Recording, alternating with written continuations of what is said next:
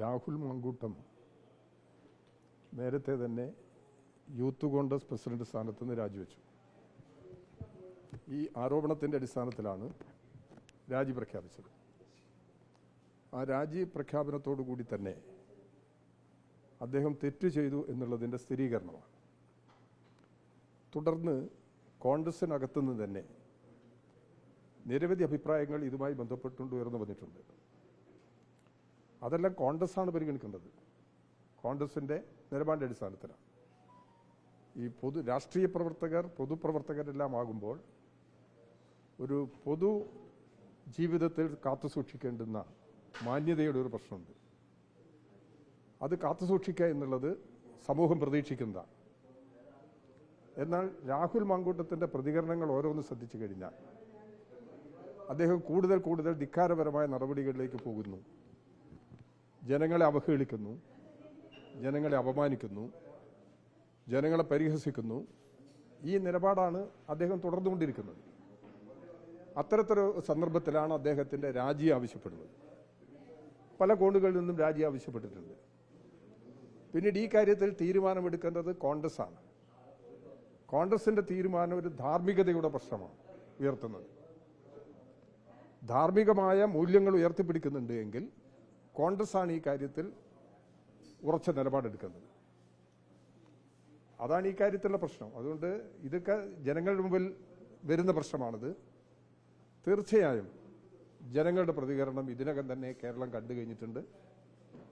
അപ്പോൾ അതെല്ലാം മനസ്സിലാക്കി തുടർന്നുള്ള നിലപാടുകൾ കേരള രാഷ്ട്രീയത്തിൽ സ്വീകരിക്കാൻ കഴിയും എന്നതാണ് ഞാൻ പ്രതീക്ഷിക്കുന്നത്.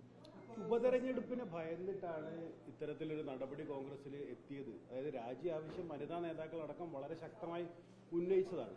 പക്ഷെ ഉപതെരഞ്ഞെടുപ്പിനെ ഭയന്നിട്ടാണ് ഇത്തരത്തിൽ സസ്പെൻഷനിലേക്ക് നടപടി ഒതുക്കിയതെന്നുള്ളൊരു വ്യാഖ്യാനമുണ്ട്. CPM അല്ലെങ്കിൽ LDF ഉപതെരഞ്ഞെടുപ്പിന് ഭയമുണ്ടോ? LDF ഒരു ഉപതെരഞ്ഞെടുപ്പിനെയും ഭയമില്ല. ഉപതെരഞ്ഞെടുപ്പ് വരികയാണെങ്കിൽ ആ ഉപതെരഞ്ഞെടുപ്പിനെ നേരിടുക എന്നുള്ളത് തന്നെയാണ്.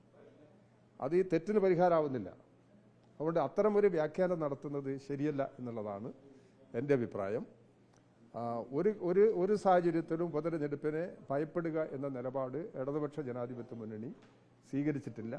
തെരഞ്ഞെടുപ്പ് വന്നു കഴിഞ്ഞാൽ തെരഞ്ഞെടുപ്പിനെ നേരിടുക എന്ന നിലപാടാണ് ഇടതുപക്ഷ ജനാധിപത്യ മുന്നണി കഴിഞ്ഞ കാലങ്ങളിൽ ഇപ്പോഴും സ്വീകരിക്കുന്ന സമീപനം. അതാണ്.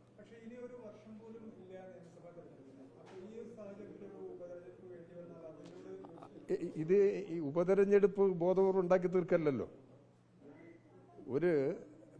ഒരു സമൂഹത്തിൽ മൂല്യമുയർത്തിപ്പിടിക്കേണ്ടുന്ന ഒരു വ്യക്തി ആ മൂല്യങ്ങളിൽ നിന്ന് പിറകോട്ട് പോയിരിക്കുന്നു.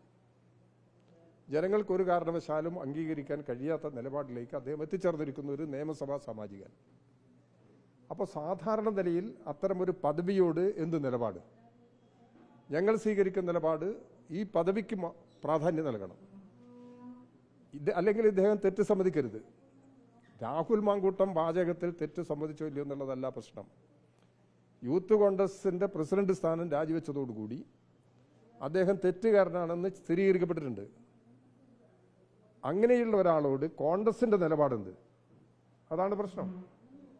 കോൺഗ്രസിന്റെ അകത്ത് എന്തെല്ലാം കാര്യങ്ങൾ നടക്കുന്നു, ആരെല്ലാം എന്തെല്ലാം അഭിപ്രായം പറയുന്നു എന്നുള്ളതൊന്നും നമുക്ക് പറയാൻ സാധിക്കുന്ന കാര്യമല്ല.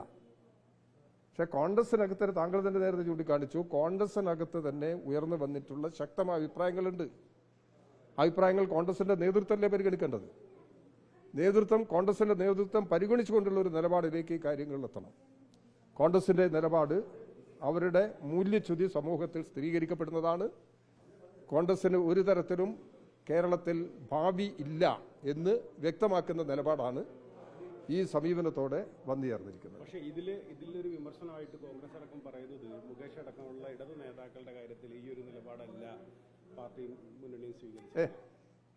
ഒരിക്കൽ പോലും CPM-ഓ ഇടതുപക്ഷ ജനാധിപത്യ മുന്നണിയോ ആര് തെറ്റ് ചെയ്തു കഴിഞ്ഞാലും ആ തെറ്റിനെ ന്യായീകരിക്കുന്ന സമീപനം സ്വീകരിച്ചിട്ടില്ല. ഈ പ്രശ്നങ്ങളിലെല്ലാമുള്ള വ്യത്യസ്തത അവർ മനസ്സിലാക്കുന്നില്ല എന്നുള്ളതാണ് പ്രശ്നം. ഇനി ഒരാൾ തെറ്റ് ചെയ്ത് കഴിഞ്ഞാൽ വേറൊരാൾ തെറ്റ് ചെയ്യുന്നതിന് ന്യായീകരണമാണോ അത്? അങ്ങനെ രാഷ്ട്രീയ നിലപാട് സ്വീകരിക്കുന്നത് കരണീയമാണ്. യഥാർത്ഥത്തിൽ അത് ശരിയായ സമീപനമല്ല. അപ്പോൾ അത് ഞങ്ങളുടെ പൊസിഷൻ എല്ലാ സന്ദർഭങ്ങളിലും വ്യക്തമാക്കിയിട്ടുണ്ട്.